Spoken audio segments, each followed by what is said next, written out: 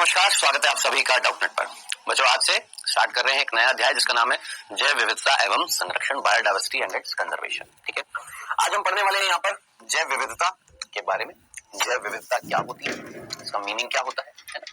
उसके बाद हम बात करेंगे जैव विविधता के प्रतिरूप यानी जैव विविधता के हम बोलते हैं पैटर्न के बारे में, और लास्ट में आएगा आपके क्विज।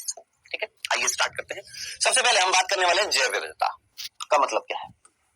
जरा सोचिए, क्या इस पृथ्वी पर अनेक जीव पाए जा रहे हैं? अनेकों जीवों का पाया जाना, सीधे सीधे शब्दों में बोलेंगे क्या, अनेकों जीवों का पाया जाना। अनेक प्रकार के जीव मिल रहे, जैसे जैसे 20,000 प्रकार की क्या मिल रही है, चींटियां मिल रही हैं।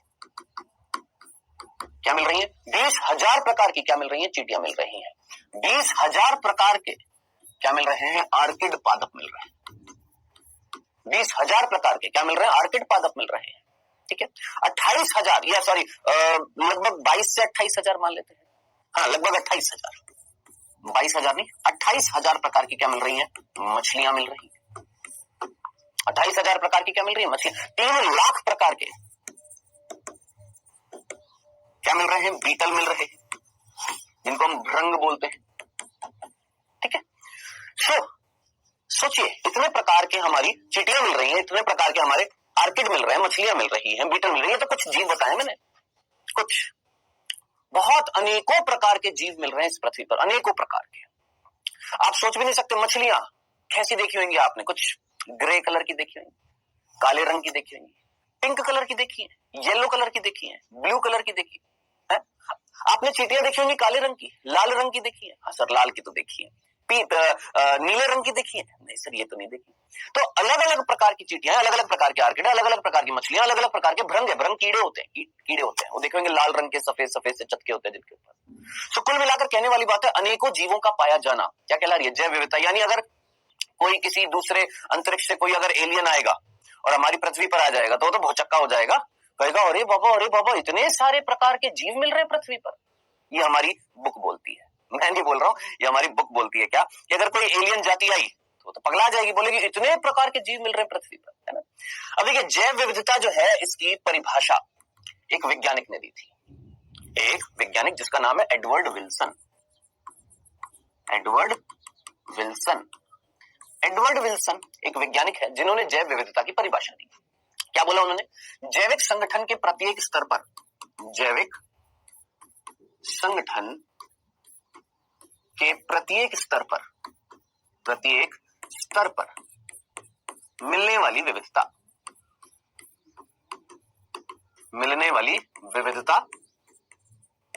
जैव विविधता कहलाती है। अब ये इन्होंने डेफिनेशन दी है, किसने, जैव विविधता की परिभाषा दी, किसने दी बेटा, एडवर्ड विल्सन ने। याद रखनी है आपने, एडवर्ड विल्सन। आगे बढ़ने से पहले मैं आपको एक चीज क्लियर कर दूं कि ये जो चैप्टर है, इस चैप्टर में डाटा बहुत सारा है, डाटा। तो आपको डाटा याद रखना पड़ेगा, बहुत सारा डाटा इस चैप्टर में, तो आपको डाटा याद रखना पड़ेगा। जी हाँ, ठीक है। अब देखिए, यहां पर जैविक संगठन का मतलब क्या है, फील करना, समझना। जैविक वर्ड कहां से आया है, बायो से। जैविक मतलब सजीव, जैविक का मतलब क्या होता है, सजीव। और संगठन का मतलब जो चीजें मिलकर कुछ बनाती है, संगठित होती है ना। अब जैसे जरा सोचिए, मैं एक सजीव हूं, हाँ आप भी एक सजीव हैं, बिल्कुल। अब मैं किससे मिलकर बना हूं, सर कोशिकाओं से। मैंने कहा ठीक है, कोशिकाओं में क्या मिल रहा है, सर केंद्रक मिल रहा है। मैंने कहा हाँ। केंद्रक में कोई आनुवांशिक पदार्थ मिल रहा है। मैंने कहा हाँ। अब जरा सोचिए, क्या आपका आनुवांशिक पदार्थ, मेरा आनुवांशिक पदार्थ, कुत्ते का आनुवांशिक पदार्थ, बिल्ली का आनुवांशिक पदार्थ क्या सेम है, क्या अलग अलग है? सर अलग अलग है। जरा सोचिए, क्या मेरा आनुवांशिक पदार्थ और जो चाइना में बैठा है उसका आनुवांशिक पदार्थ सेम है, क्या अलग अलग है? अलग अलग है। तो क्या हम विविधता को आनुवांशिक स्तर पर देखेंगे, आनुवांशिक विविधता देखेंगे? सोचिए, आनुवांशिक स्तर पर जो विविधता मिलेगी उसे मैं क्या बोलूंगा, आनुवांशिक विविधता। आनुवांशिक पदार्थ मेरा क्या संगठित कर रहा है, एक सजीव की कोशिकाओं के अंदर केंद्रक का जो अंदर जो पदार्थ मिल रहा है वो कौन है, आनुवांशिक पदार्थ है। तो जरा सोचिए, एक सजीव का संगठन करने वाला आनुवांशिक पदार्थ, उसमें भी तो विविधता मिल रही है। कनेक्ट कर पाए, क्या बोला मैंने, एक सजीव के शरीर को संगठित करने वाला आनुवांशिक पदार्थ, उसमें भी तो क्या मिल रही है, विविधता। क्या हो गया, हमने जैविक संगठन के आधार पर क्या देखी, विविधता देखी। ठीक, नेक्स्ट आप मुझे बताइएगा, क्या सारे सजीव की जातियां सेम होती है? जितने भी सजीव है उन सबकी जातियां सेम सेम होती है। जैसे जैसे जैसे मैं आपसे एक सिंपल सी बात बोलता हूं, जितनी जातियां आपके यूपी में है, क्या उतनी जातियां बिहार में है? क्या उतनी जातियां राजस्थान में है? क्या उतनी जातियां मध्य प्रदेश में है? किसकी? मान लेते डॉग्स की, कुत्तों की, मान लेते बिल्ली की। कहीं ना कहीं हमने जातीय विविधता देखी, अलग अलग प्रकार की जातियां मिल रही है। जातियां क्या बना रही है? एक सजीव का निर्माण कर रही है कि नहीं कर रही? हाँ, तो जैविक संगठन पर हमने क्या देखा? जातियों में विविधता मिल रही है, जातीय स्तर पर क्या मिल रही है? विविधता मिल रही है। और फाइनली ये सजीव कहां पर मिल रहे हैं सर? ये सजीव कहां पर मिल रहे हैं सर? एक पारितंत्र में मिल रहे हैं। और किसके साथ क्रिया कर रहे हैं? अजैविक घटकों के साथ। यह अध्ययन क्या कहलाता है? पारिस्थितिकी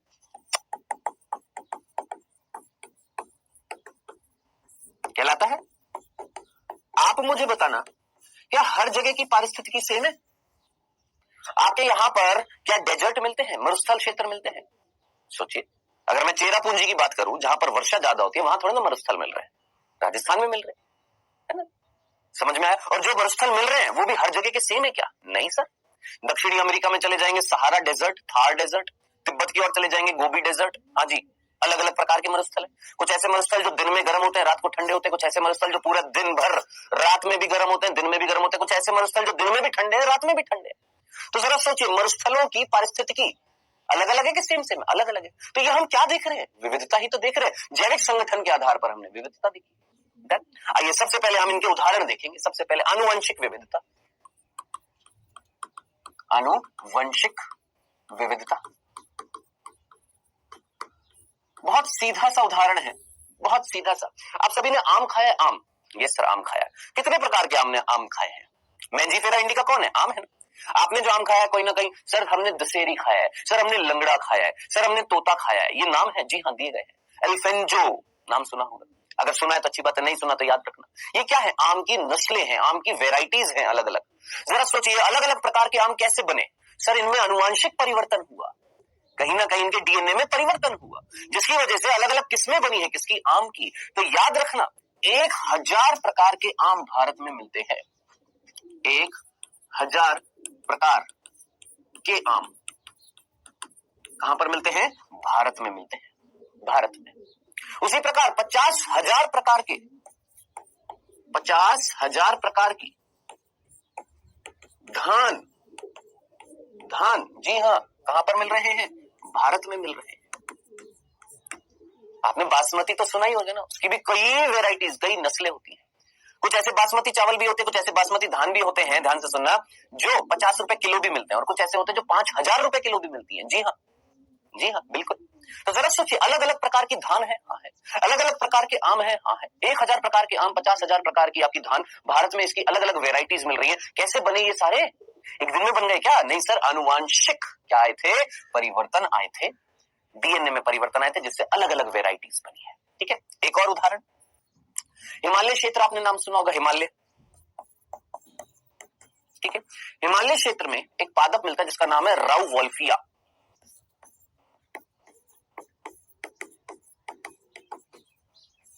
राउवोल्फिया, इसकी एक जाति होती है जिसका नाम होता है वोमिटोरिया। राउवोल्फिया, वोमिटोरिया अलग अलग होती है। राउवोल्फिया सर्पेंटाइन भी होता है, राउवोल्फिया वोमिटोरिया भी होता है ना। तो अलग अलग जातियां मिलती किसकी? इस पादप की। अब सर क्या हमारी बुक बोलती है कि ये जो राउवोल्फिया वोमिटोरिया जो है, जो हिमालय क्षेत्र में मिल रहा है, इससे एक पदार्थ मिलता है, एक रसायन मिलता है जिसका नाम है रेजरपाइन। क्या हमारी बुक बोलती है, हमारी एनसीईआरटी बोलती है कि भैया हम आनुवंशिक विविधता देख रहे हैं। आनुवंशिक विविधता का मतलब एक ही जगह पर कई अलग अलग प्रकार की, एक ही जाति के अलग अलग प्रकार की क्या मिल रही है? किस्में मिल रही है ना। हमने बोला जैसे हिमालय क्षेत्र में एक पादप है जिसका नाम है राउवोल्फिया वोमिटोरिया, इसके अलग अलग प्रकार मिल रहे हैं। कैसे पता लगा? ये राउवोल्फिया वोमिटोरिया से एक रसायन निकलता है, एक रसायन प्राप्त होता है हमें जिसका नाम होता है रेजरपाइन। इसका काम नहीं बता रखा हमारी बुक में, काम नहीं बता रखा, लेकिन यह बता रखा है जब हम हिमालय में भ्रमण करते हैं तो हमें अलग अलग प्रकार के रेजरपाइन मिलते हैं इनसे। सोचिए, एक राउवोल्फिया वोमिटोरिया जिससे रेजरपाइन निकल रहा है, एक दूसरा राउवोल्फिया वोमिटोरिया उससे भी रेजरपाइन निकल रहा है, लेकिन दोनों रेजरपाइन जो है वो अलग अलग रासायनिक संगठन से बने हुए हैं। रेजरपाइन अलग अलग है, यानी वो जो केमिकल जो मिल रहा है ना, केमिकल जो मिल रहा है वो अलग अलग है।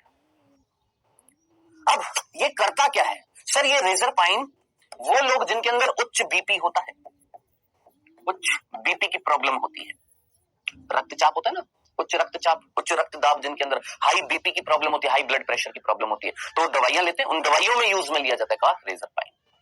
आप बोलेंगे सर ये उदाहरण समझ में नहीं आया। मैंने कहा भाई मैं हिमालय पर गया, हिमालय पर जाकर मैंने राउ वोल्फिया वोमेटोरिया की करीबन 50 से 100 वेराइटीज देख ली, 50 से 100 प्रकार के राउ वोल्फिया वोमेटोरिया देख लिए। कैसे? उनसे जो रेजर पाइन जो केमिकल निकल रहा था ये 50 से 100 प्रकार का मिल रहा था, अलग अलग प्रकार का रेजर पाइन मिल रहा था, अलग अलग प्रकार का। तो जरा सोचिए, आनुवांशिक पदार्थ में परिवर्तन होएगा तभी तो राउ वोल्फिया की अलग अलग किस्में बनेंगी, अलग अलग किस्में बनेंगी तो अलग अलग प्रकार के क्या मिलेंगे? रेजर पाइन मिलेंगे, जिसमें से कुछ जो है यूज में लिए जा रहे थे रक्त दाब को कम करने के लिए।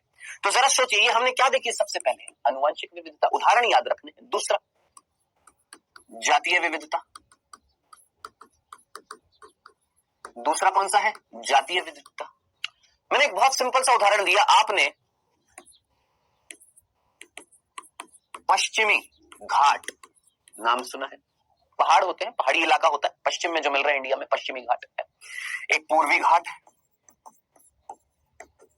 पश्चिम घाट है, पूर्वी घाट है। मैंने कहा ओके, पश्चिम घाट में उभयचर मिल रहे हैं और पूर्वी घाट में भी क्या मिल रहे हैं? उभयचर मिल रहे हैं। मैंने कहा ठीक है, यहां पर भी उभयचर मिल रहे हैं, यहां पर भी उभयचर मिल रहे हैं, लेकिन यहां पर 10,000 प्रकार के 10,000 प्रकार की जातियां मिल रही हैं। किसकी? उभयचरों की। यहां पर मात्र 200 से 300 प्रकार की जातियां मिल रही है। अब मैं आपसे सीधा सीधा प्रश्न पूछता हूं, उभयचर नाम सुना है ना? एम्फीबियंस, मेंढक वेंढक नाम सुने ना? उभयचर होते हैं। मैंने बोला 10,000 प्रकार, 10,000 उभयचर नहीं मिल रहे, 10,000 प्रकार की जातियां मिल रही है। किसकी? उभयचरों की। पश्चिमी घाट में मात्र 200 से 300 प्रकार की जातियां मिल रही हैं। किसकी? उभयचरों की। कहां? पूर्वी घाट पे। तो जरा सोचिए, इन दो जगह पर आपके जातीय विविधता मिल रही है। विविधता का मतलब क्या होता है? अनेकों प्रकार के जीवों का पाया जाना। यहां पर जरा सोचिए, यहां पर जरा सोचिए, क्या चेंजेस मिल रहे हैं? क्या परिवर्तन मिल रहे हैं? क्या विविधता मिल रही है? किसकी? जातीय विविधता। यहां पर ज्यादा जातियां, यहां पर कम जातियां हैं। क्या थी ये? जातीय विविधता खत्म, इतनी सी बात थी। नेक्स्ट, पारिस्थितिकीय विविधता। अब हम बात करें किसकी? पारिस्थितिकीय विविधता की। बहुत सीधे से उदाहरण मैं आपको बोलूंगा, कुछ भी नहीं होगा, सीधा सीधा मैं आपसे बोलूंगा, क्या आपने थार डेजर्ट या सहारा मरुस्थल नाम सुना है? कभी ना कभी जीवन में अगर सुना, सहारा या थार अफ्रीका में मिलते हैं ये, और ये गर्म होते हैं, दिन में भी गर्म, रात में भी गर्म। ठीक है। वहीं अगर मैं गोबी डेजर्ट की बात करता हूं, गोबी मरुस्थल की अगर मैं बात करता हूं, जो मिलता है तिब्बत में, ठीक है, ये ठंडा डेजर्ट है, दिन में भी ठंडा, रात में भी ठंडा। ठीक है। तो जरा दिमाग लगाए, क्या रेगिस्तानी इलाका, क्या मरुस्थल में परिवर्तन नहीं दिख रहा आपको? विविधता नहीं दिख रही है? चेंजेस नहीं दिख रहे कि वो मरुस्थल जो दिन में भी गर्म, रात में भी गर्म, वो मरुस्थल जो दिन में भी ठंडे, रात में भी ठंडे, तो क्या यहाँ की पारिस्थितिकी सेम होगी कि अलग होगी? अलग अलग होगी। यहाँ पर जो जीव मिलेंगे सेम होंगे कि अलग अलग होंगे? अलग अलग प्रकार के होंगे। तो हमने क्या बोला कि अलग अलग जगह पर रेगिस्तान, वर्षावन, ज्वार नदमुख, याद है ये शब्द ज्वार नदमुख? याद है कि भूल गए हैं? ये अलग अलग क्षेत्रों के क्या होते हैं? अलग अलग होते हैं, अलग अलग क्षेत्रों में अलग अलग। आप जरा सोचिए, मैं आपसे बोलूं कि भाई एक बात बताओ, उत्तराखंड में मरुस्थल मिलते हैं? उत्तराखंड में सर वो तो पहाड़ी इलाका है, वहां थोड़ा ना मरुस्थल मिलेंगे। राजस्थान में मिलेंगे? हाँ सर वहां मिलेंगे। अब राजस्थान में भी बीकानेर है, बाड़मेर है, जैसलमेर है, अलग अलग जगह है, क्या वहां पर भी मरुस्थल बिल्कुल सेम होंगे? नहीं, अलग अलग प्रकार के होंगे। ठीक है। तो अलग अलग जगह पर रेगिस्तान अलग अलग प्रकार के मिलेंगे, अलग अलग जगह पर वर्षावन अलग अलग प्रकार के मिलेंगे, अलग अलग जगह की ज्वार नदमुख भी अलग अलग प्रकार की मिलेगी। ये कौन सी विविधता है सर? ये पारिस्थितिकी विविधता है। ठीक है। नेक्स्ट, ये हमने 3 प्रकार की विविधता देखी। अब आगे बिंदु पढ़ते हैं बेटा जी। यहाँ पर नेक्स्ट, ये तो हमने क्या देखा? 3 प्रकार की विविधता। ये पहला बिंदु था हमारी परिभाषा। परिभाषा के अकॉर्डिंग, एडवर्ड विल्सन के अकॉर्डिंग, जैविक संगठन के आधार पर जब हम विविधता देखते हैं तो हमें 3 प्रकार की मिलती है। ये हमने 3 प्रकार की देखी। ये पहला बिंदु था। अब दूसरा बिंदु, ये पहला ही बिंदु चल रहा था, अब दूसरा बिंदु। जरा दिमाग लगाए, ये जो जैव विविधता है इसको संपन्न होने में कुछ वर्ष लगते हैं, लाखों वर्ष लगे होंगे। सोचिए, जैव विविधता को संपन्न होने में लाखों वर्ष लग जाते हैं, लाखों वर्ष लग जाते हैं। क्या सही बोला नहीं बोला? सोचिए, क्या आज में मनुष्य पैदा हो गए क्या? सर लाखों वर्ष लगे। मनुष्यों की अलग अलग जाति एक ही दिन में पैदा हो गई क्या? नहीं सर, अलग अलग मतलब बहुत समय लगा है। कुत्तों की, बिल्लियों की, मतलब जितने भी जीव हैं क्या एक ही दिन में आ गए क्या सारे के सारे? नहीं सर, लाखों वर्ष लगे, करोड़ों वर्ष लगे हैं जैव विविधता को संपन्न होने में। लेकिन किंतु परंतु मनुष्यों के दोहन से,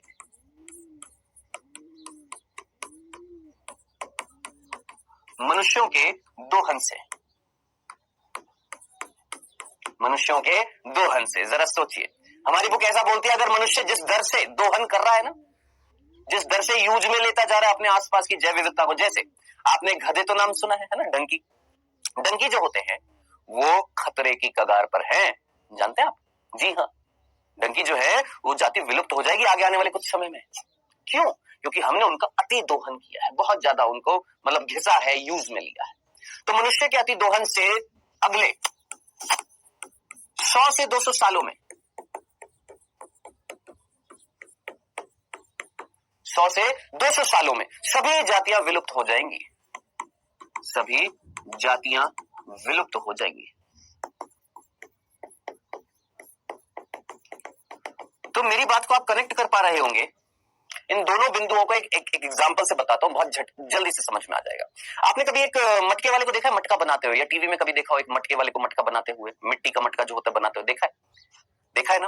वो जब मटका बनाता है तो मटका बनाने में टाइम लगता है।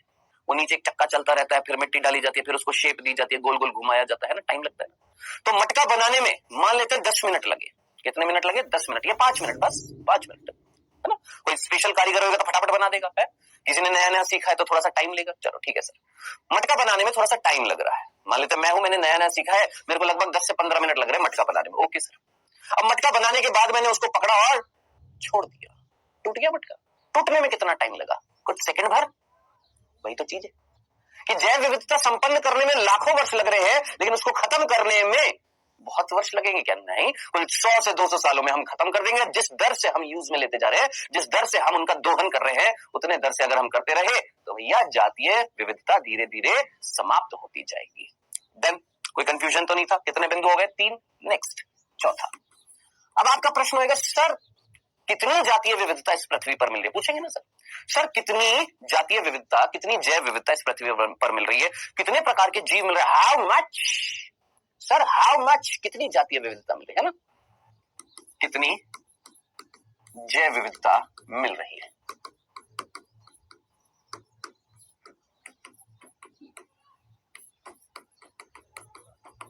कितनी जैव विविधता मिल रही है इस पृथ्वी पर?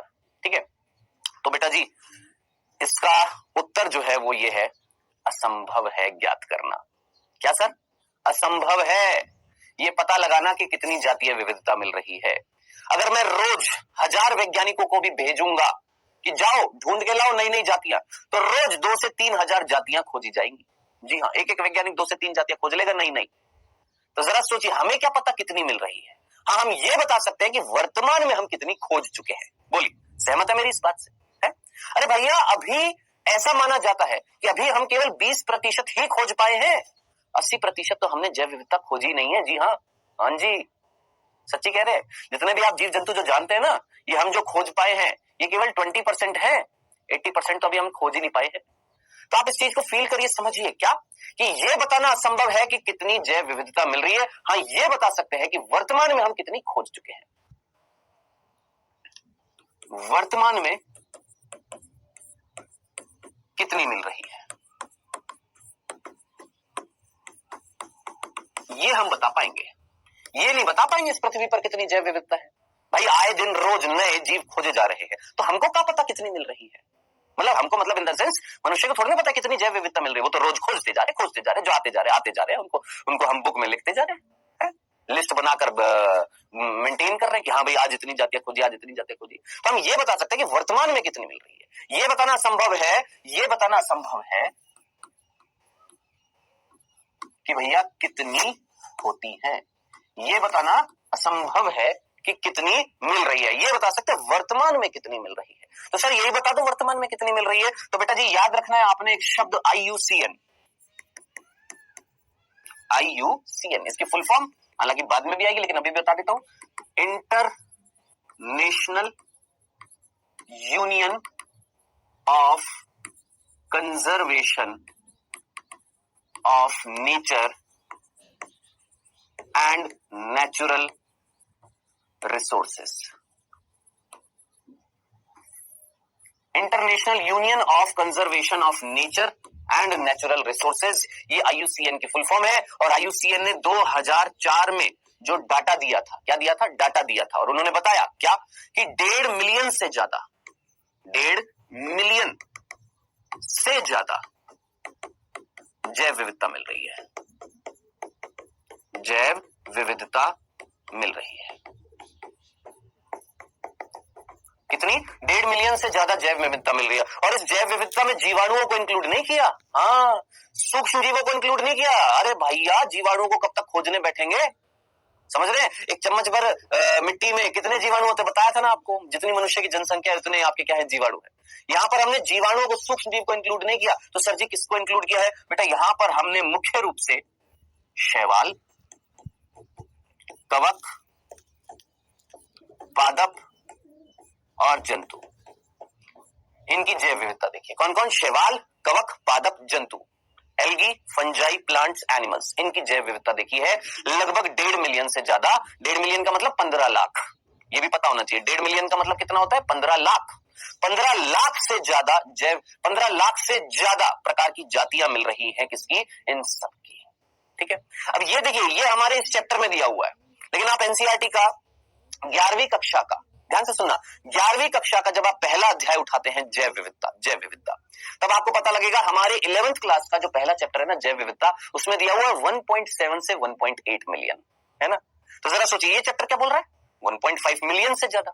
11th क्लास का पहला चैप्टर क्या बोल रहा है? 1.7 से 1.8 मिलियन। तो बात तो वही होगी, 1.5 मिलियन से ज्यादा कितना? 1.7 मिलियन, 1.8 मिलियन, इतनी क्या मिल रही है? जैव विविधता मिल रही है। किसमें? इस पृथ्वी पर, इस पृथ्वी पर। ठीक है, तो ये हमारा चौथा बिंदु था कि कितनी मिल रही है ये बताना तो असंभव है। वर्तमान में कितनी मिल रही है? सर इतनी मिल रही है, इतने साइंटिस्ट खोज चुके हैं। डन, कोई दिक्कत तो नहीं थी। अब आगे चलते हैं, 5वां बिंदु। अब हमने बोला कि सर हमारी पृथ्वी पर कुल जातीय विविधता कितनी मिल रही है? कुल जातीय विविधता कितनी मिल रही है? हमने बोला सर जी 1.7 से 1.8 मिलियन। कोई दिक्कत किसी को? कोई कंफ्यूजन? 1.7 मिलियन यानी 17 लाख, 1.8 मिलियन यानी 18 लाख, यानी 17 लाख से 18 लाख प्रकार के जीव जंतु पाए जा रहे हैं इस पृथ्वी पर। डन। अब ध्यान से सुनना, ये जो 1.7 से 1.8 मिलियन जो मिल रही है, इसमें भी पर्टिकुलरली, इधर देखिएगा, इसमें भी पर्टिकुलरली 70% से ज्यादा, 70% से ज्यादा कौन है बेटा? याद रखना है, जंतु है। कौन है यहाँ पर? ये जो 17 से 18 लाख प्रकार के जो जीव मिल रहे हैं ना, 17 से 18 लाख प्रकार के ये जो जीव मिल रहे हैं, इनमें से 70% कौन है? जंतु है। ठीक है, बाकी लगभग 22% जो है, 22% जो है वो हम 22% से अधिक नहीं है, 22% से अधिक नहीं है। कौन बेटा जी? आपके शैवाल, कवक, पादप, ठीक है, ये नहीं है, ये फ्लक्चुएबल है। देखो 70% से ज्यादा मतलब लगभग 78%, 22% से ज्यादा नहीं है यानी मैक्सिमम 22%। शैवाल, कवक, पादप हो गया जी हमारा। इन्हीं की तो बात कर रहे थे, देख लीजिए यहाँ पर ये लिखा है शैवाल, कवक, पादप, जंतु, यहाँ पर भी ये लिखा है शैवाल, कवक, पादप और जंतु। तो मैक्सिमम कौन मिल रहा है? सर जंतु मिल रहे हैं। और जो जंतु मिल रहे हैं ना, ये जो मैक्सिमम जंतु मिल रहे हैं, सर कौन से जंतु मिल रहे हैं? जितने भी जंतु इस पृथ्वी पर मिल रहे हैं उनका 70% भाग, उनका 70% भाग कौन है? कीट है, कीड़े। अब देखिए बेटा, ये वाला जो चैप्टर है इसमें थोड़ी सी मैथमेटिकल कैलकुलेशन शायद आपको समझ में ना आए, लेकिन आपको समझनी तो पड़ेगी थोड़ी बहुत गणित, कि भाई देख 17 से 18 लाख कौन? जितने भी जीव है। कौन कौन? शैवाल, कवक, पादप, जंतु। मैंने कहा ओके, 17 से 18 लाख में जितने भी मिल रहे हैं उसका 70% भाग कौन है?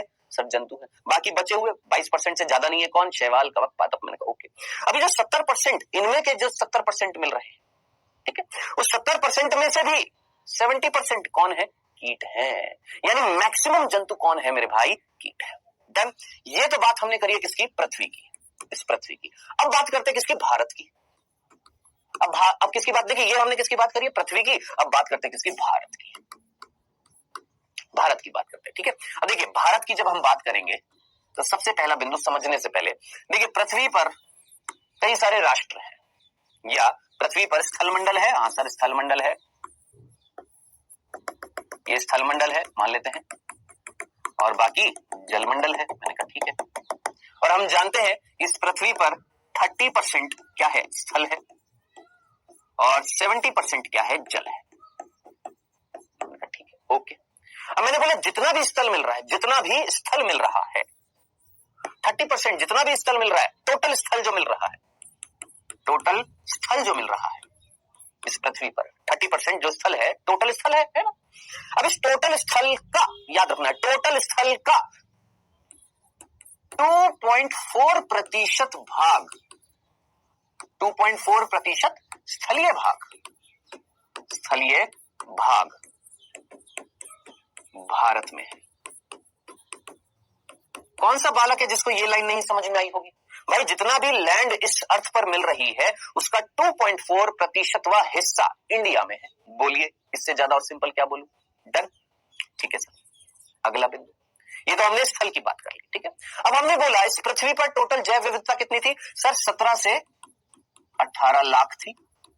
मैंने कहा ठीक है, 17 से 18 लाख क्या मिल रही थी? कुल जैव विविधता मिल रही थी। इस कुल जैव विविधता का कितना प्रतिशत भाग इंडिया में है? समझना क्या बोल रहा हूं। मैंने बोला ये पृथ्वी पर कुल जैव विविधता है, जिसमें अमेरिका में भी होएगी, इंग्लैंड में भी होएगी, ऑस्ट्रेलिया में भी होएगी, चाइना में भी होएगी, हर जगह होएगी, है ना।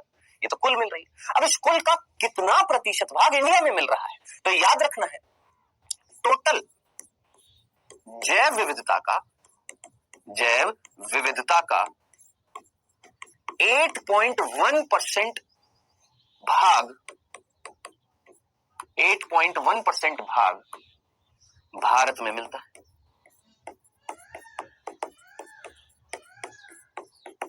किसमें मिल रहा है? भारत में मिल रहा है, ठीक है। अब थोड़ी सी अगर आप कैलकुलेशन कर ले, थोड़ी सी मान लेते हैं 17 लाख है ना, 17 लाख मिल रही है मान लेते हैं। 17 लाख का कितना प्रतिशत? 8%। कहां पर मिल रहा है? इंडिया में मिल रहा है। 17 लाख का 8% अगर मैं निकालूं मोटा मोटा तो लगभग 1,35,000। निकाल कर देख लेना। क्या सर समझ नहीं आया?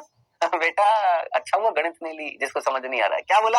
ये 17 लाख से 18 लाख टोटल जीव जंतु मिल रहे हैं इस पृथ्वी पर। मैंने कहा ओके, वो जितने भी मिल रहे हैं उसका 8% भाग इंडिया में मिल रहा है। मैंने कहा ओके, कितना भाई? 17 लाख का 8% कितना हो जाएगा? निकाल ले, इतना हो जाएगा लगभग।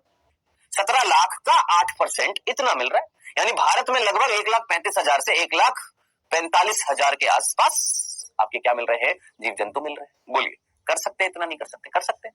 अब ध्यान से सुनना, ये जो 8.1% भाग जो मिल रहा है लगभग 1,35,000, उसमें से ध्यान से सुनना, उसमें से 45,000 प्रकार के क्या मिल रहे हैं? पादप मिल रहे हैं, शैवाल कवक मिल रही है, और लगभग 90,000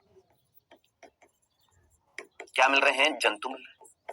कैलकुलेट कर लीजिए, कैलकुलेट कर लीजिए। यही डाटा है बेटा, हमारी बुक में यही दिया हुआ है। मैंने आपको बोला इस चैप्टर में आपका डाटा ही डाटा है, डाटा ही डाटा आपने याद रखना है। अब यहां से प्रश्न बन सकता है, याद रखना, भूल मत जाना। इससे ज्यादा सिंपल मेरे पास तरीका नहीं है समझाने का मेरे भाई। जितना स्थल मिल रहा है उसका 2.4% हिस्सा इसमें भारत में है। जितना भी लैंड मिल रही है इस पृथ्वी पर, जितनी भी जैव विविधता मिल रही है, कितनी मिल रही है सर? 17 से 18 लाख मिल रही है, उसका 8% हिस्सा भारत में है। लगभग कितना हो जाएगा? 1,35,000 हो जाएगा।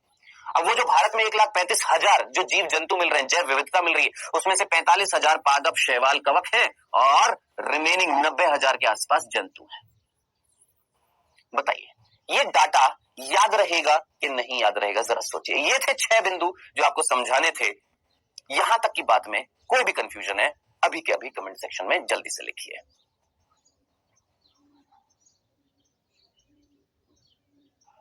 हाँ जी, समझ में आ गया सब कुछ? कोई प्रॉब्लम तो नहीं थी? चलें आगे।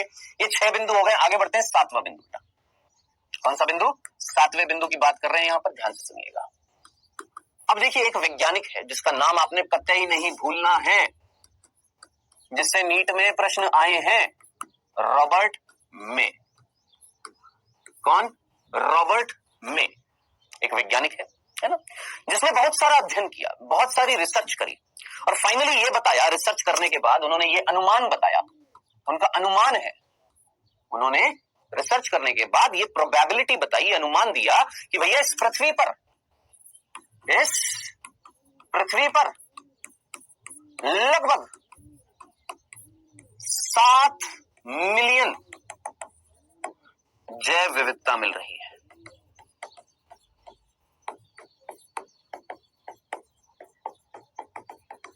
क्या इस पृथ्वी पर 7 मिलियन जैव विविधता मिल रही है, ऐसा इनका मानना है। किसका? रॉबर्ट मे का। ठीक है, ऐसा इनका मानना है। किसका? रॉबर्ट मे का, कि लगभग 7 मिलियन जातीय विविधता मिल रही है। रिसर्च करिए, ऐसे नहीं है कि हवा में फेंक दिया ये, यहां भाई 7 मिलियन मिल रही होगी, जाओ ढूंढो। नहीं, रिसर्च करिए मेरे भाई। कई सारी जगहों का अध्ययन करने के बाद ये बताया उन्होंने। अब जरा तुलना करो, जरा ध्यान से सोचो, इमेजिन करो। रॉबर्ट मे के अनुसार, ये याद रखना, इससे नीट में प्रश्न आया है, विश्वास ना हो तो प्रीवियस ईयर क्वेश्चन में चेक कर सकते हैं आप। 7 मिलियन प्रश्न पूछा गया, 7 मिलियन जैव विविधता मिल रही है रॉबर्ट मे के अनुसार। जी हाँ, अब प्रश्न आ रहा है 7 मिलियन का मतलब 70 लाख, और हम कितनी खोज चुके हैं? सर हम 17 से 18 लाख खोज चुके हैं। चलो थोड़ा सा और बढ़ा देते हैं, 20 लाख बोल देते, डन, थोड़ा सा बैलेंस कर देते, 20 लाख, बस 2 मिलियन, 20 लाख हम खोज चुके हैं, और रॉबर्ट मे के अनुसार 70 लाख जातीय विविधता मिल रही है, यानी 50 लाख अभी भी बाकी है। सोच रहे हैं 50 लाख अभी भी बाकी है। तो भाई ढूंढो, आपके पास एक अपॉर्चुनिटी, आपको एक रीजन मिल गया है। साइंस आपने क्यों ली है? साइंटिस्ट अगर बनना है तो आप ये बिल्कुल कर सकते हैं। जी हाँ, ठीक है। सो ये आपने याद रखना है, भूलना नहीं है। ये रॉबर्ट मे के अनुसार ये जो चीज जो थी, इसको याद रखिएगा, बिल्कुल भी भूल ना जाइएगा, इससे प्रश्न पूछा जाता है। ठीक है, अब बढ़ते हैं, हमारा अगला जो टॉपिक है वो है बेटा जी यहाँ पर जैव विविधता के प्रतिरूप। ठीक है, प्रतिरूप का मतलब होता है पैटर्न। सर ये जैव विविधता के प्रतिरूप, जैव विविधता के पैटर्न का मतलब क्या होता है? देखिए, मैं गया एक दुकान पर जीन्स खरीदने के लिए, कपड़े खरीदने के लिए। ठीक है, एक शर्ट मैंने ली जिसमें चेक थे, मतलब एक शर्ट ऐसी ली जिसमें सीधी सीधी धारियां हैं। ठीक है, एक शर्ट मैंने ऐसी ली जिसमें धारियां है ही नहीं, प्लेन शर्ट है। ठीक है, तो उस शर्ट का क्या कहलाएगा? पैटर्न कहलाएगा, वो उसका रूप कहलाएगा। किसका? उस शर्ट का। मीनिंग समझ में आया? पैटर्न का मीनिंग समझ में आता है ना? तो सर जैव विविधता के प्रतिरूप का मतलब, जैव विविधता के पैटर्न का मतलब, अरे भाई जैव विविधता कहां ज्यादा मिल रही है, कहां कम मिल रही है, किधर कैसी मिल रही है, किधर कहां कैसी मिल रही है, ये उसका क्या कहलाएगा? पैटर्न ही तो कहलाएगा। तो जैव विविधता एक शर्ट है ना? और जैव विविधता एक शर्ट है, तो शर्ट अलग अलग प्रकार की है। हाँ सर, किसी में चेक का डिजाइन था, किसी में प्लेन धारियां थी, किसी में ऐसी धारियां थी, किसी में ऐसी धारियां थी, किसी में रंग अलग था, किसी में लाइनें ही नहीं थी, किसी की कॉलर नहीं थी, है ना? तो अलग अलग तरीके से मिल रही है शर्ट। उसी तरीके से जैव विविधता भी तो इस पृथ्वी पर अलग अलग तरीके से मिलेगी, कहीं ज्यादा मिलेगी, कहीं कम मिलेगी। डन, समझ में आ गया? तो ये जो जैव विविधता के जो प्रतिरूप, जो पैटर्न होते हैं बेटा, इसको हम दो आधार पर देखते हैं, दो आधारों पर देखते हैं। एक होती है अक्षांशीय, याद रखना, अक्षांशीय प्रवणता। ठीक है, और एक हम देते हैं जातीय क्षेत्र संबंध, जातीय क्षेत्र संबंध। अब ये वाला जो टॉपिक है ना, ये हम अगली कक्षा में करेंगे, और ये वाला जो टॉपिक है, मैं गारंटी से कह रहा हूं, आप एक बार इसको पढ़ना बुक में, आपको रत्ती भर भी समझ में आ जाए, मैं मान लूंगा कि यस आपकी पढ़ने की इच्छा है, आप पढ़ना जानते हैं, आपका पढ़ने में इंटरेस्ट है। एक बार इसको पढ़कर देखना, अगर समझ में आ जाए।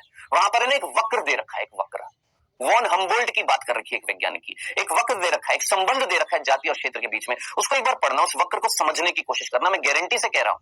जी हाँ, अगर आपको किसी ने नहीं पढ़ाया और आप खुद पढ़ने की कोशिश कर रहे हैं इसको, मैं इस श्योरिटी के साथ कह रहा हूं, जी हाँ, मेरे को भी जब पहली बार पढ़ा था, मेरे को कतई समझ में नहीं आया था, ये वाला आया ही नहीं था, वो जो वक्र है ना, वो समझ में ही नहीं आया। टेंशन ना लीजिएगा, मैं हूं। ठीक है, तो ये बहुत इंपॉर्टेंट टॉपिक है, ये हम इस नेक्स्ट क्लास में करेंगे। अभी हम क्या पढ़ने वाले हैं? ये अक्षांशीय प्रवणता। सर अक्षांशीय प्रवणता का मतलब, भाई आपको अक्षांश याद है? बोलिए, अक्षांश याद है? याद है क्या था अक्षांश? याद करिए सर जी। मध्य जो हमारी रेखा थी उससे दूरी, यही था ना? मध्य रेखा से दूरी क्या कहलाती है? सर अक्षांश। मैंने कहा, आपको याद है हम क्या देखने वाले हैं यहां पर? अक्षांशीय प्रवणता देखने वाले हैं।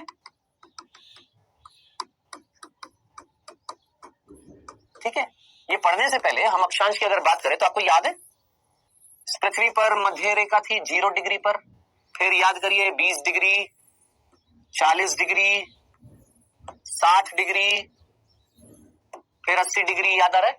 क्षेत्रों के नाम याद आ रहे हैं या वो भी बताने पड़ेंगे? सर उष्ण कटिबंधीय याद आ रहा है, सर उपोष्ण, शीतोष्ण, सर ध्रुवीय याद आ रहे हैं सारे क्षेत्र, याद है ना? नीचे की तरफ भी यही होंगे, उष्ण कटिबंधीय, उपोष्ण, शीतोष्ण, ध्रुवीय। ये उत्तर की तरफ है, ये दक्षिण की तरफ है, ये नॉर्थ की तरफ, ये साउथ की तरफ, याद आ रहा है? बस यहां पर थोड़ी सी एक एक्स्ट्रा चीज मुझे बतानी है। हमने क्या देखा था? सब 0 से 20 डिग्री, वो थोड़ा सा ऊपर नीचे होता है। एग्जैक्टली कितना होता है? 23.5 डिग्री। एवरेज हम कितना लेते हैं? औसतन हम कितना लेते हैं? 20 डिग्री बोल देते हैं, लेकिन थोड़ा सा एक्स्ट्रा है, 23.5 डिग्री। ठीक है, तो मध्य रेखा से 23.5 डिग्री तक का क्षेत्र क्या कहलाता है? उष्ण कटिबंधीय। ठीक है, फिर 23 से 41.5 डिग्री, हो सकता है बुक में 42 दे रखा हो, तो ज्यादा टेंशन मत ले लीजिएगा, इसमें ऐसे कोई प्रश्न नहीं आएगा। ठीक है, तो मैंने क्या बोला था? 40 बोला था ना, थोड़ा बहुत ऊपर नीचे होता है, एग्जैक्ट हम संख्या देख रहे हैं। ठीक है, 41.5 डिग्री शीतोष्ण क्षेत्र, बाकी 80 डिग्री। ठीक है, सो ये हमने 20 डिग्री देखा था, 40 देखा था, 60 देखा था, ये हम औसतन देखते हैं। और अगर ये याद ना रहे तो औसतन याद रख लेना, कोई आपसे प्रश्न नहीं पूछने वाला नीट में कि बताओ, वैसे भी थोड़ा सा कॉमन सेंस लगा सकते हैं। यहाँ पर 20 डिग्री के आसपास कौन है? उपोष्ण है कि उष्ण कटिबंधीय है? उष्ण कटिबंधीय ना, ऐसे नहीं पूछेगा कि 23.5 कौन सा है या उष्ण कटिबंधीय कितनी दूर तक होता है, फिर वो ज्योग्राफी का प्रश्न हो जाएगा, वो बायोलॉजी का प्रश्न नहीं बनेगा। ठीक है, चलिए सर ये तो याद आ रहा है हमें। अब मैं आपसे प्रश्न पूछूंगा, ध्यान से सुनना। क्या जैसे जैसे अक्षांश बढ़ रहा है, क्या जातीय विविधता बढ़ती है कि घटती है? सोचिए। पहला प्रश्न मेरा, सर यहां पर सबसे ज्यादा धूप, सबसे ज्यादा सूर्य का प्रकाश यहां पर मिलेगा उष्ण कटिबंधीय क्षेत्र में, तो उत्पादक यहां पर सबसे ज्यादा होंगे।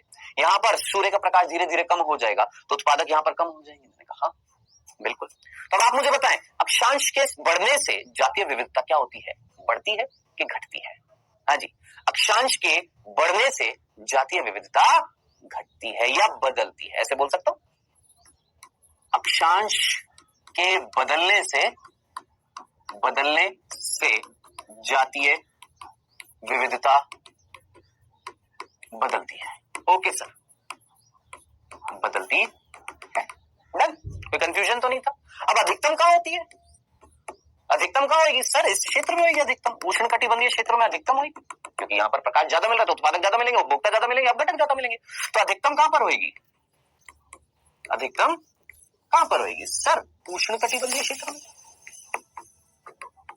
उष्ण कटिबंधीय क्षेत्रों में होगी। सबसे ज्यादा कहां होगी? उष्ण कटिबंधीय क्षेत्र में होगी।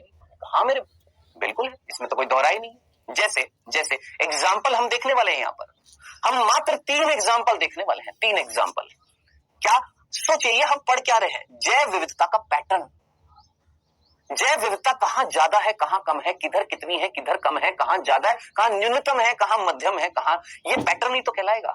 हमने सबसे पहले अक्षांश के आधार पर देख रहे हैं कि अक्षांश जैसे जैसे बढ़ेगा जातीय विविधता कम होती जाएगी, तो सबसे ज्यादा किधर मिलेगी? उष्ण कटिबंधीय क्षेत्र में। इसको हम एग्जाम्पल के द्वारा देखते आइएगा। एग्जाम्पल फर्स्ट, अगर हमारी एनसीईआरटी इसी तरीके से समझा दे, हमारी चीजों को इसी तरीके से लिख दे, तो मजा नहीं आ जाएगा। सोचिए, है जिस तरीके से हम एक एक करके चीज लिख रहे हैं, अगर ऐसे लिख दे तो मजा नहीं आ जाएगा। एग्जाम्पल पहला देखिएगा, एक जगह है कोलंबिया, एक जगह है कोलंबिया,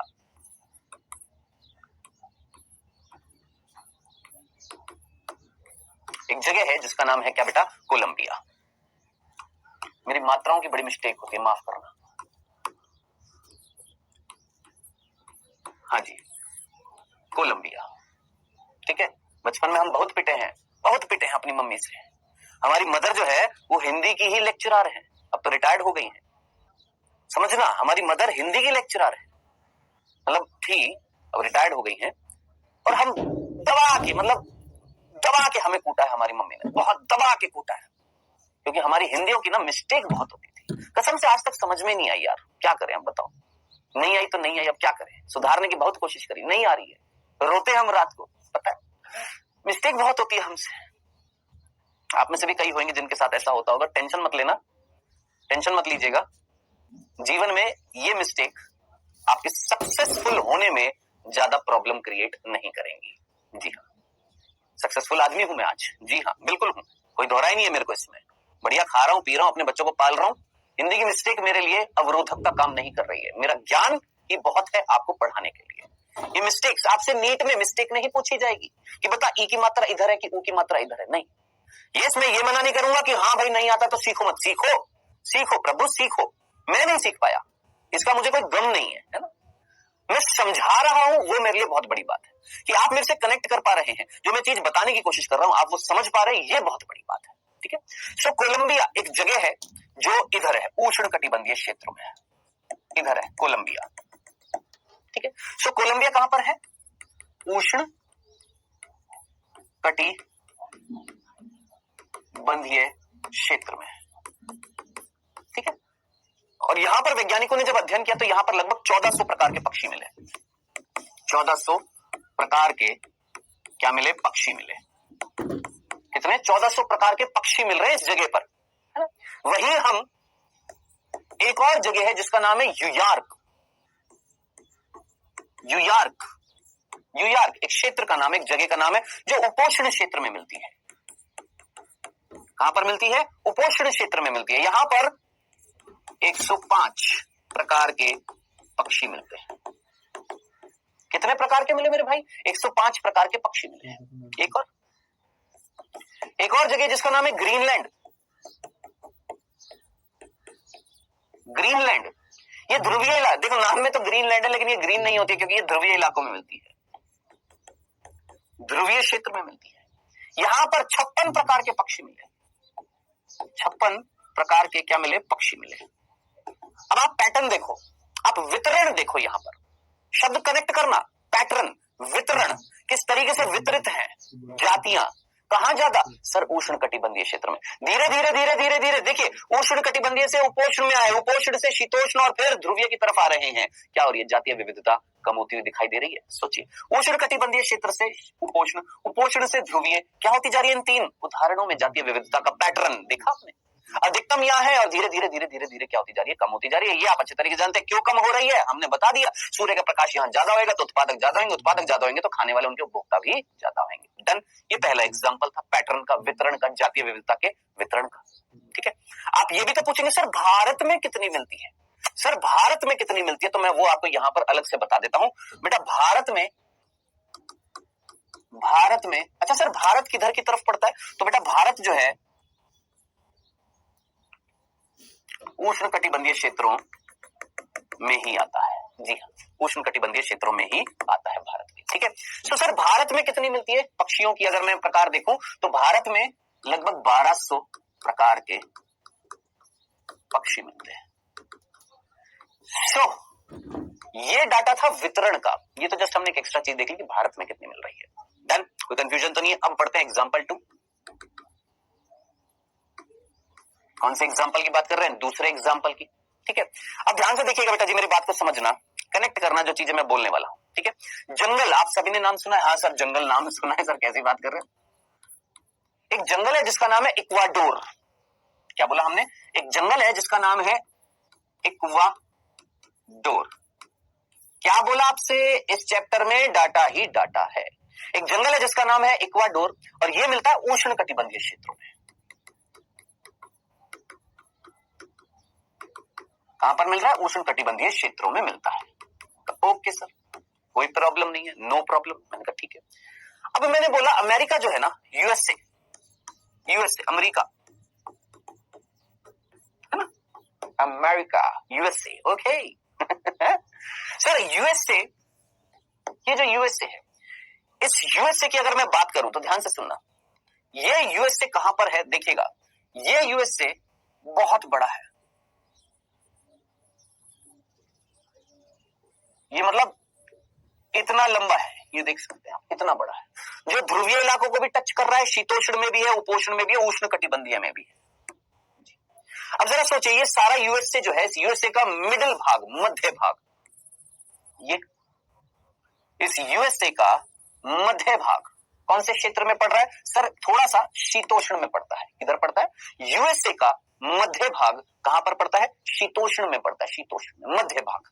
ठीक है, अब मैंने कहा मैं यूएसए के मध्य में, कहां गया, यूएसए के बिल्कुल मध्य भाग में, मैं किधर की तरफ गया, मध्य भाग में मैं पश्चिम की तरफ गया। किधर की तरफ गया, ये जो मध्य भाग है, इस मध्य भाग से मैं पश्चिम की तरफ गया और वहां पर मुझे दिखे जंगल। अमेरिका के जंगल। मैंने कहा ठीक है, कोई दिक्कत नहीं है। समझे, ये लाइन समझ में नहीं आती हमारी एनसीईआरटी में, तो मैंने आराम से आपको धीरे धीरे समझाया कि हमने दो तरीके के जंगल देख रहे हैं। एक वो जंगल जिनका नाम है इक्वाडोर। इक्वाडोर कौन है? जंगल का नाम है, जो कहां पर मिलते हैं? उष्ण कटिबंधीय क्षेत्रों में मिलते हैं। Okay sir. फिर हमने देखा यूएसए, अमेरिका का मध्य भाग जो पश्चिम में है, ये किधर में है सर? ये शीतोष्ण क्षेत्र में है। कौन से क्षेत्र में आते हैं ये जंगल? शीतोष्ण में। तो दो प्रकार के जंगल है, एक अमेरिका के जंगल और एक इक्वाडोर जंगल। इक्वाडोर जंगल उष्ण कटिबंधीय क्षेत्रों में, और अमेरिका के जंगल जो है, जो मध्य पश्चिम में मिल रहे हैं, वो शीतोष्ण क्षेत्र में आते हैं। मैंने कहा ठीक है, okay, done done done. Sir कहना क्या चाहते हो, कहना क्या चाहते हो?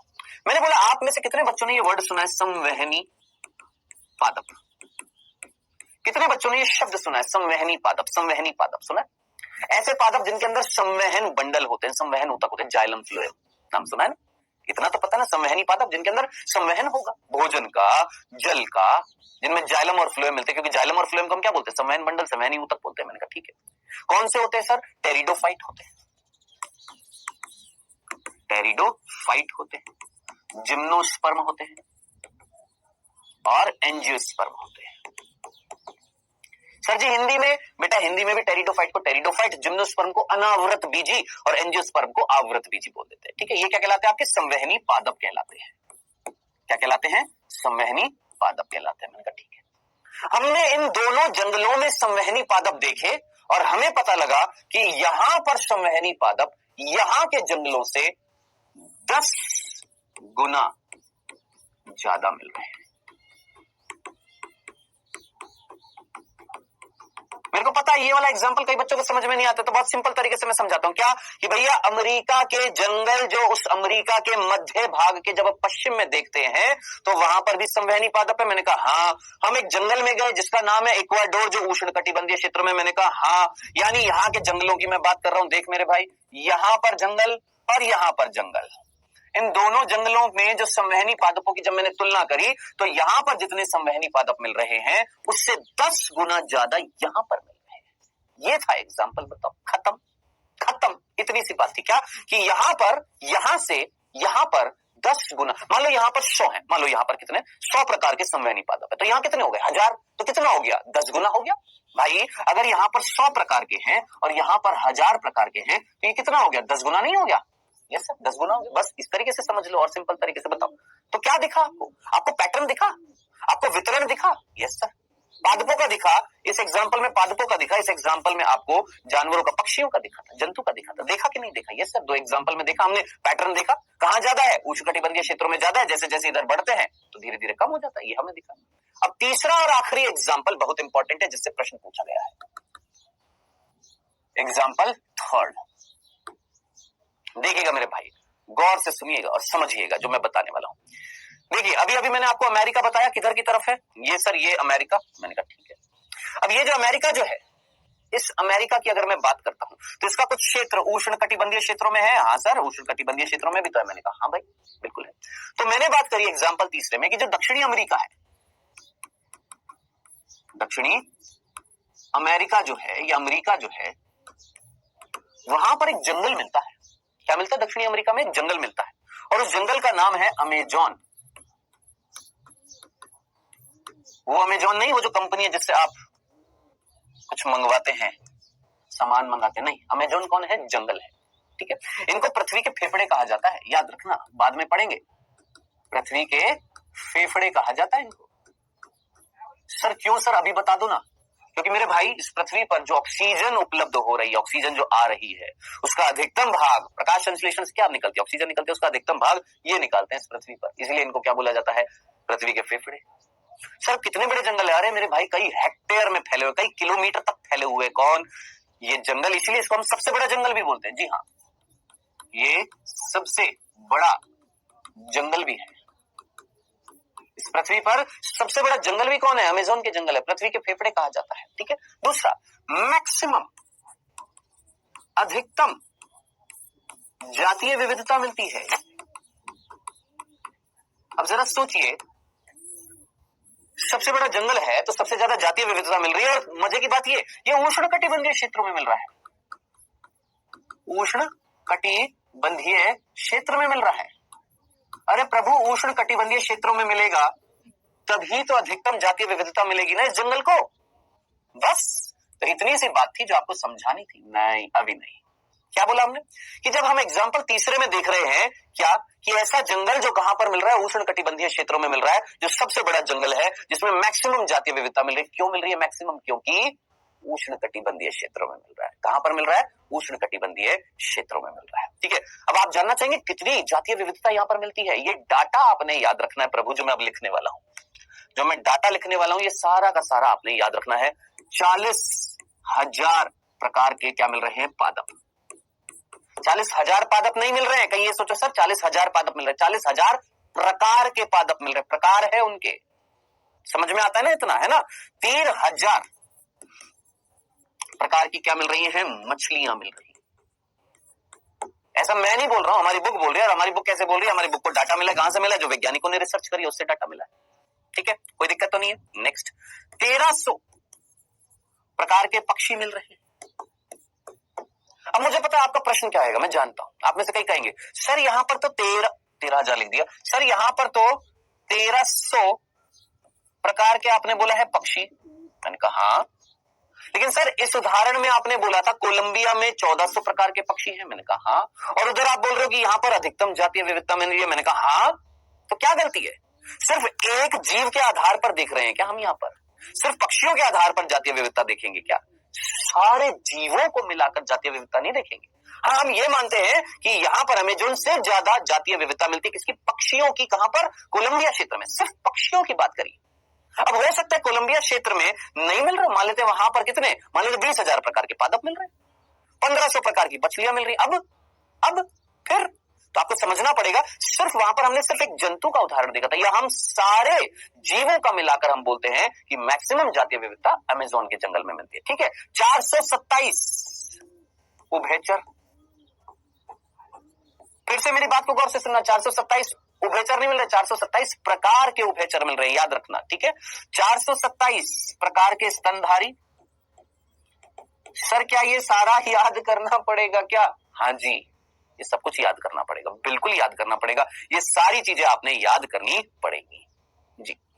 368 होता है, 78 होता है, जो भी होता है, हिंदी गौन जोर है ना इसमें। 378 क्या है बेटा? याद रखना, सरीसृप है, भूल ना जाइएगा, सरीसृप। ठीक है, और आखिरी याद रख लेना 1,25,000। 1,25,000। ठीक है, कौन है? अकशेरुकी है। सर जी अब ये अकशेरुकी क्या होता है? वैसे तो आप 11वीं कक्षा में पढ़ेंगे, 11वीं कक्षा में आपने पढ़ा होगा प्राणी जगत, है ना।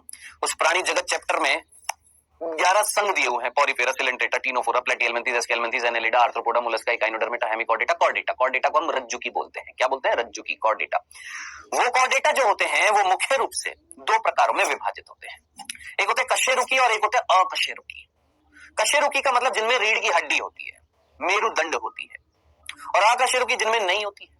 ठीक है, तो अकशेरुकी वहां पर और अच्छे से समझ में आएगा। ठीक है, अकशेरुकी 1,25,000 होते हैं, इनवर्टिब्रेट्स बोलते हैं इसको, इंग्लिश में क्या बोलते हैं? इनवर्टिब्रेट्स। ठीक है, 1,25,000 प्रकार के क्या मिल रहे हैं? अकशेरुकी मिल रहे हैं। तो प्रभु ये सब डाटा आपने याद रखना है, और ये याद रखना ये सब कुछ कहां पर मिल रहा है? अमेज़न के जंगल में। क्या आपने कुल मिलाकर इन 3 एग्जाम्पल में अक्षांश के अनुसार प्रवणता देखी? प्रवणता का मतलब होता है वितरण, वही अक्षांश के अनुसार क्या वितरण देखा? जातियों का वितरण देखा, स्तर देखा। अक्षांश बदलने से जातीय विविधता बदल रही है, अधिकतम उष्ण कटिबंधीय क्षेत्रों में है। ये थे 3 उदाहरण, ये याद रखने थे प्रभु। आज हम इतना ही पढ़ेंगे, बस काफी है आज के लिए। इतना ही डाटा अपने अंदर अगर आप समा लेंगे बहुत होगा। आज बेटा हमने कई सारी बात करी। जैव विविधता क्या होती है, जैव विविधता के प्रकार कितने हैं, आनुवांशिक है, जातीय है, और आपका पारिस्थितिकीय है ना। फिर हमने बात करी कि ये जो जैव विविधता है कितनी मिल रही है, हाउ मच। हमने बोला संभव है बताना, लेकिन वर्तमान में कितनी मिल रही है हमने बताया। रॉबर्ट में ने कितनी बोली थी ये जरूर याद रखना है। कितनी मिल रही है, उनमें से कितने जंतु हैं और कितने आपके पादप, शैवाल, कवक है, ये याद रखना। फिर जैव विविधता का वितरण देखा, पैटर्न देखा, अक्षांशीय प्रवणता के आधार पर हमने देखा। कि हम अक्षांश जैसे जैसे बदल रहे हैं, कहीं ना कहीं बदल रही है जातीय विविधता। एग्जाम्पल के अनुसार हमने देखे 3 एग्जाम्पल, खत्म खल्लास। अभी समय हुआ है आपके क्विज का। पहला प्रश्न बालक, पहला फर्स्ट। भारत में आम की लगभग कितनी जातियां मिलती हैं? 10,000, 1,000 और आपका 10 लाख या 1 लाख? सोचिए, भारत में आम की लगभग कितनी जातियां मिलती हैं? जल्दी से करिए, बता दिया बेटा मैंने आपको ये। आम की लगभग कितनी जातियां मिलती हैं?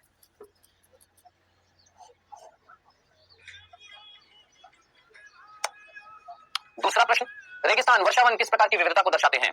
जातीय विविधता, आनुवंशिक विविधता, पारिस्थितिकीय विविधता? कोई नहीं। रेगिस्तान वर्षावन किस प्रकार की विविधता को दर्शाते हैं?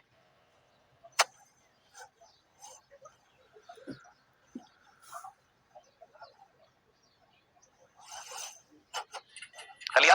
तीसरा प्रश्न, रॉबर्ट मे के अनुसार इस पृथ्वी पर कितनी जातीय विविधता पाई जा रही है? 1.5 million, 1.7 million, 7 million, 70 million? Robert मे के अनुसार कितनी जातीय विविधता इस पृथ्वी पर मिल रही है?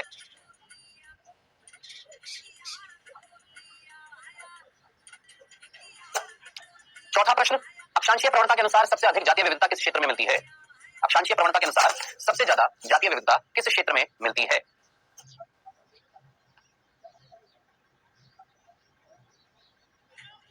आखिरी प्रश्न आज का, पृथ्वी के फेफड़े किसे कहा जाता है? पृथ्वी के फेफड़े किसे कहा जाता है? इक्वाडोर जंगल को, जिम कॉर्बेट जंगल को, अमेजन जंगल को या अमेजिंग जंगल को? पृथ्वी के फेफड़े हमने किसे कहा है?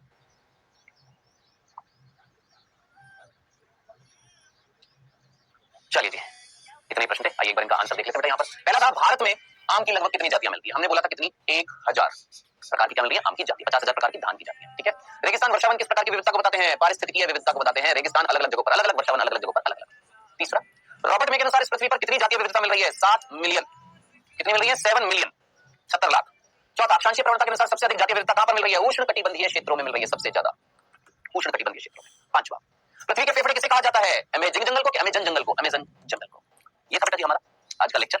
अब नेक्स्ट लेक्चर में हम ये जो जैव विविधता का जो प्रतिरूप था उसमें हम जातीय क्षेत्र संबंध पढ़ने वाले हैं। तो मिलेंगे बेटा